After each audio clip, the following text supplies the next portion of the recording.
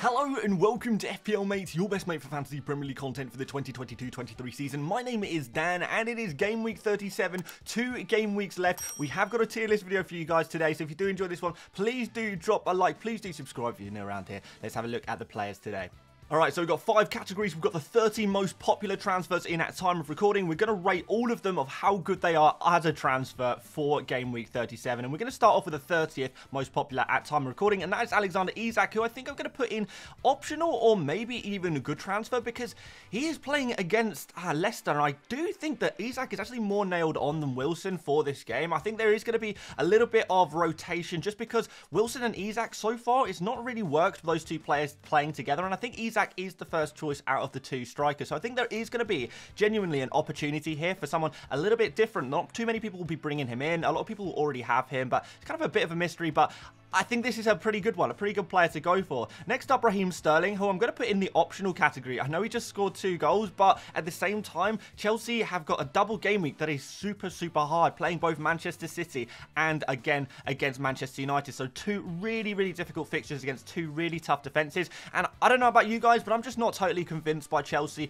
We've not much to play for them left. We may see rotation. I don't really know. They seem like they're just kind of ready to start next season, to be honest. And I'm sure Chelsea fans are feeling the same way. Next up, Martinelli. And I'm not actually sure what his injury status is at the moment. I'm going to try and find out throughout the week how long he is going to be out for, if he's going to be out at all. I don't think the injury looks super, super bad, but we'll see exactly what's going on with Martinelli. But right at this exact moment, I feel like we have to put Martinelli in a void. If he is available for the Nottingham Forest game, however, I feel like he may move up into the optional category or maybe even good transfer. I think he actually could be good for the final 2 game weeks of the season, but not until we know exactly what his injury status is. So for now, he's going in a void. That could very well change if he is confirmed fit for Game Week 37. Next up, Enciso, and I'm actually going to put him in great transfer. I really, really like this pick at the moment. And with March out, I feel like Enciso is going to be nailed on now. And if he is nailed on, which he seems to be, I do feel like he is possibly one of, if not the biggest attacking threat for Brighton. He certainly looked like the biggest goal-scoring threat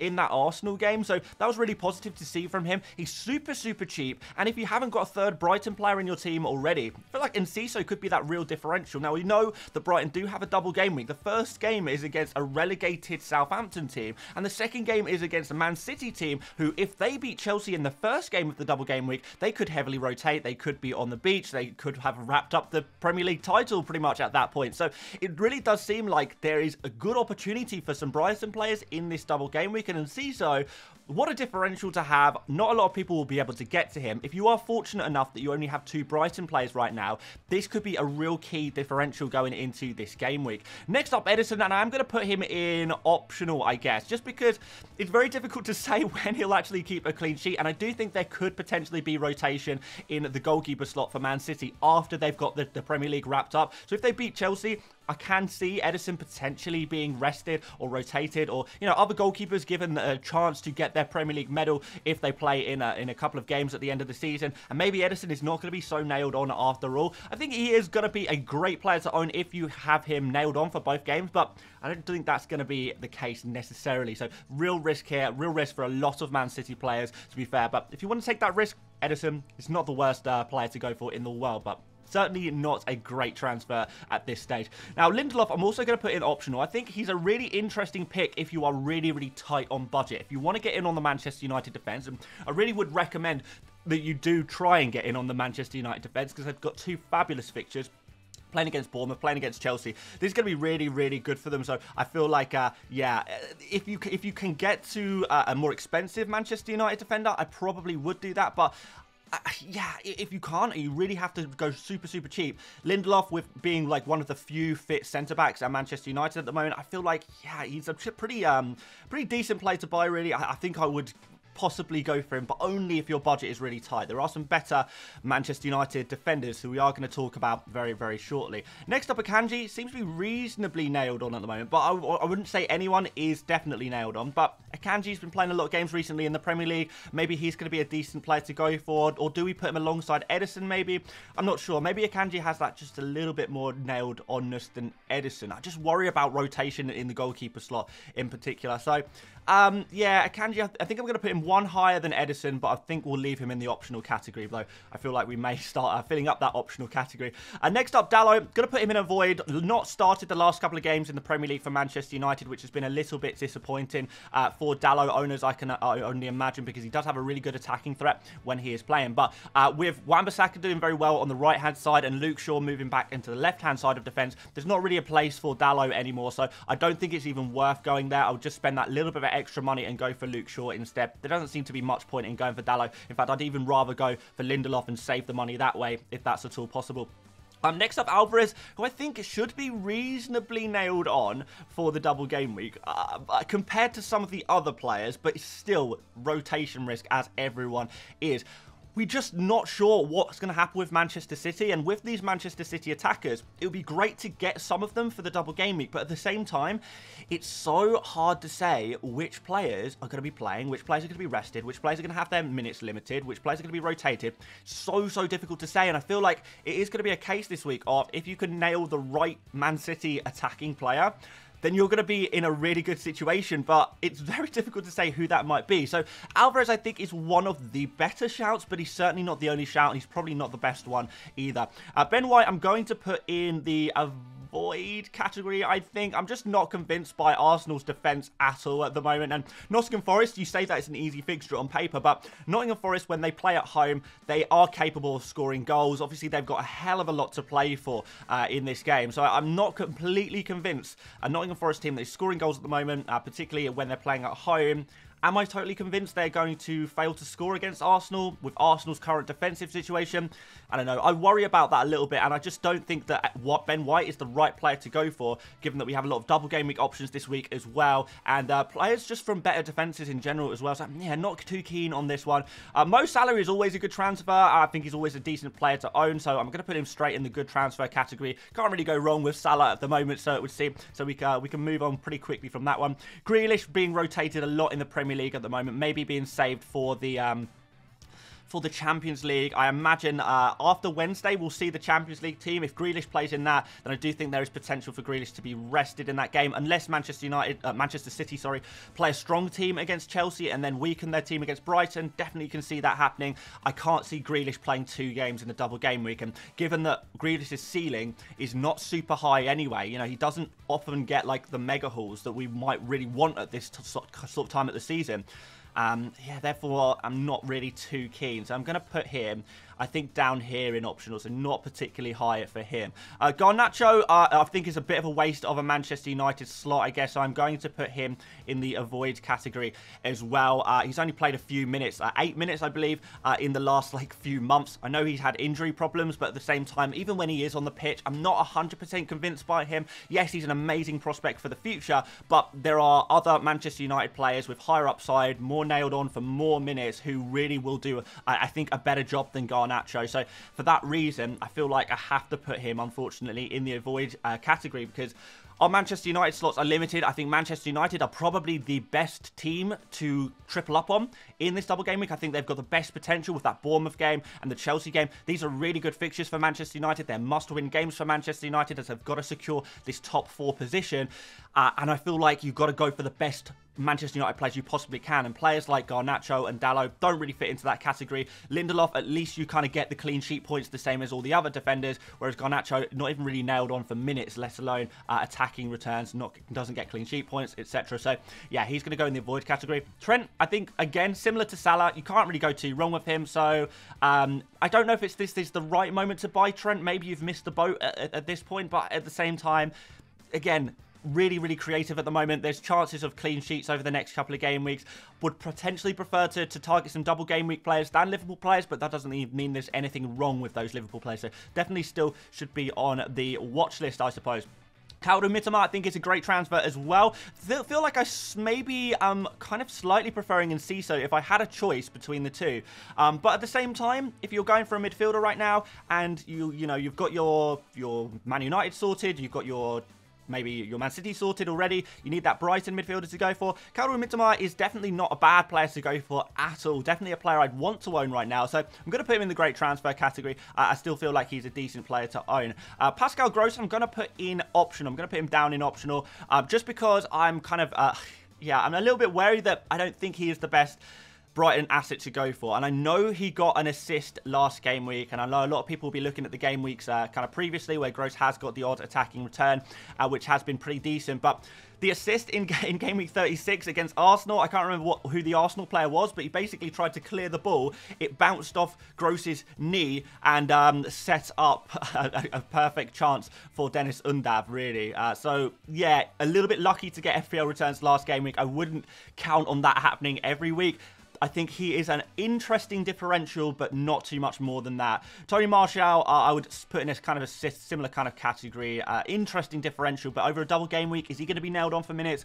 Probably not, to be honest. Maybe that's going to kind of depend on the situation with Rashford a little bit. Martial, when he plays, in fairness, has got a decent goal-scoring record per minutes played, but minutes is always the concern with Martial. So if you want to take that risk, fine, but it definitely is a risk. Next up, Anthony, who actually I think is a pretty interesting option. I'm actually going to put him up in the good transfer category. I think he should be fairly nailed on for both games in the for Manchester United, playing against two really, really good fixtures there. And he is a player who is getting a lot of opportunities to score at the moment, and he's not necessarily finishing all of those chances, but often we see that a lot of chances do eventually lead to a lot of goals and assists and that sort of thing. So yeah, good positioning, one of the best attackers for Manchester United if Rashford is out.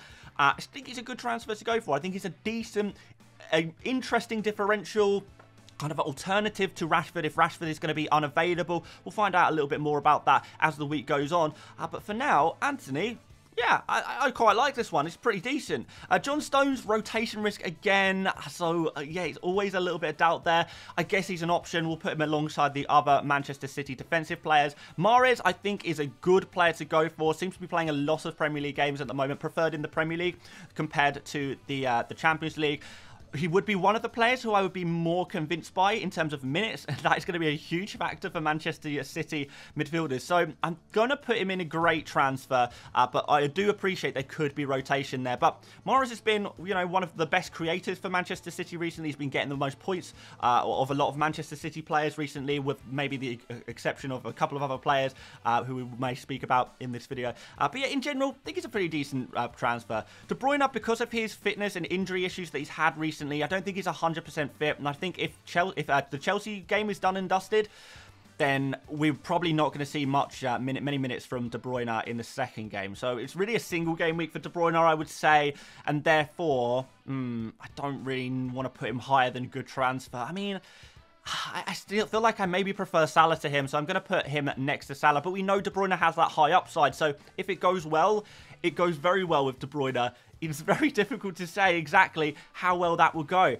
In terms of goalkeepers, I'm going to put De Gea pretty high up right now. I feel like he is probably the best goalkeeper to go for. If you're looking to make a goalkeeper transfer this week and you haven't got all your Manchester United players sorted yet, De Gea would definitely be a real high consideration for me. So I'm going to put him in the great transfer category. I think he's the best goalkeeper to take through for the remainder of the season now. So yeah, I think he's a good transfer to get now, have for this game week, have for next game week. I think there will be clean sheets for Manchester United, and I can't really see him getting rotated either. Next up, Ødegaard, who plays against Nottingham Forest. Because he is not injured, unlike Martinelli, I feel like we can maybe put him a little bit higher. I do like this as a differential. I'm going to put him, again, around the Salah and De Bruyne kind of players, because I feel like they probably have kind of similar expected kind of outputs in this game week with the great fixture that Ødegaard has against Forest.